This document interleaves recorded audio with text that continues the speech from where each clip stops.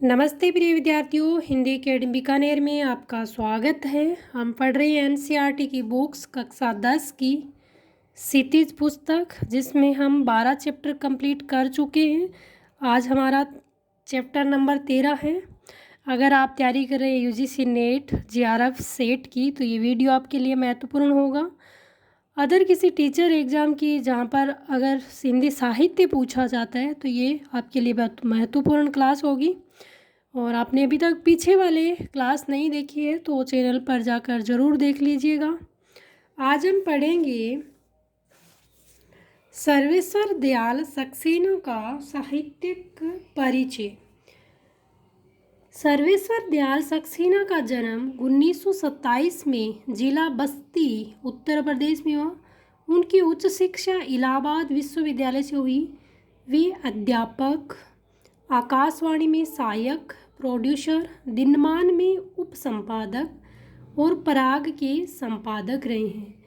सन 1983 में उनका आकस्मिक निधन हो गया। तो यहाँ से आप पूछेंगे आपसे कि सर्वेश्वर दयाल सक्सेना का जन्म कब और कहाँ हुआ, तो 1927 में जिला बस्ती उत्तर प्रदेश में।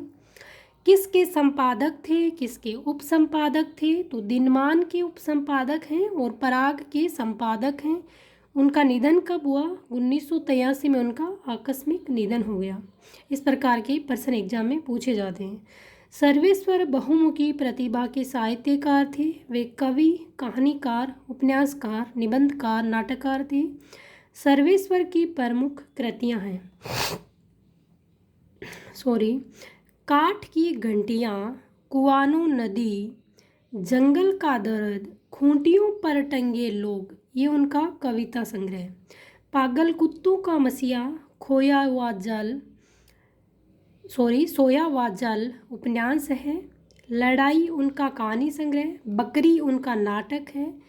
भौ भौ खौ खौ, बतूता का जूता, लाख की नाक इनका बाल साहित्य है। चर्चे और चरखे उनके लेखों का संग्रह है। खूंटियों पर टंगे लोग पर उन्हें साहित्य अकादमी पुरस्कार मिल चुका है। आपसे पूछे कि सर्वेश्वर दयाल सक्सेना को साहित्यिक पुरस्कार किस रचना के लिए मिला था, तो आप बताओगे खूंटियों पर टंगे लोग के लिए। सर्वेश्वर की पहचान मध्यम वर्गीय आकांक्षाओं के लेखक के रूप में की जाती है। मध्यम वर्गीय जीवन की महत्वाकांक्षाओं, सपनों, संघर्ष, शोषण, हताश और कुत्ठा का चित्रण उनके साहित्य में मिलता है। सर्वेश्वर जी स्तंभकार थे और चर्चे और चरखे का नाम से दिनमान में जो स्तंभ लिखते थे, उनमें बेबाक सच कहने का साहस दिखता है। उनके विवेक्ति में सहजता और स्वाभाविकता है। यहाँ पर उनकी जो संस्मरण दीर्घ का है, मानवीय करुणा की दिव्य चमक, उसके बारे में हम देख लेते हैं। संस्मरण स्मृतियों से बनता है। कवि कह रहा है कि संस्मरण स्मृतियों से बनता है और स्मृतियों की विश्वसनीयता उसे महत्वपूर्ण बनाती है। फादर कामिल बुल्के पर लिखा सर्वेश्वर का यह संस्मरण इस कसौटी पर खरा उतरता है।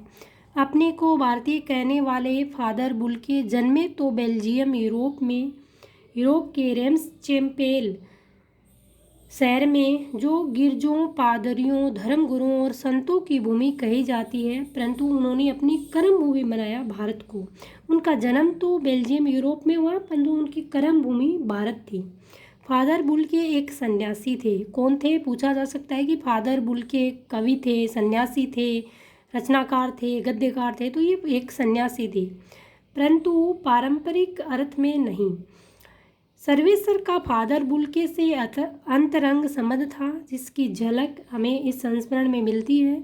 लेखक का मानना है कि जब तक राम कथा है, इस विदेशी भारतीय साधु को याद किया जाएगा, तो उन्हें हिंदी भाषा और बोलियों के अगाध प्रेम का उदाहरण माना जाएगा।